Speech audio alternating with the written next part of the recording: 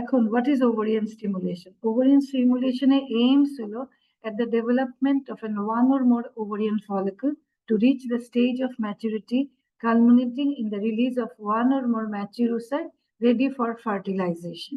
কাজে আমাদের ovarian stimulation এর aim হলো যে we want one or more mature follicle to be released, যাতে আমাদের আলটিমেট ইয়ে হলো ফার্টিলাইজেশন হবে, প্রেগন্যান্সি হবে, টেক-হোম বেবি হবে। এখন হোয়াট ইজ কেউ বলতে পারবেন যে আমরা জানি যে approximately 20% of the infertile patient undergoes ovulation dysfunction, যার জন্য একটা it is a major contributory factor in infertility. Anovulation ইনফার্টিলিটির একটা মেজর কন্ট্রিবিউটরি ফ্যাক্টর।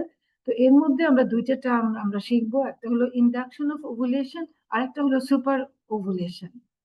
এখন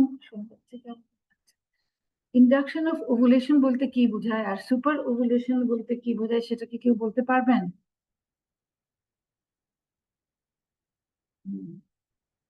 আচ্ছা, ইন্ডাকশন অফ ওভুলেশন হলো যখন কোনো অ্যানওভুলেটরি সাইকেল হয়, যেখানে আমার দরকার হয় ওভুলেশন করানো, সেটাকে বলা হয় ইন্ডাকশন অফ ওভুলেশন। যে কোনো ড্রাগ দিয়ে, যে কোনো ইনজেক্টেবল ড্রাগ দিয়ে যখন আমরা ওভুলেশন করাতে চাই, কোথায়?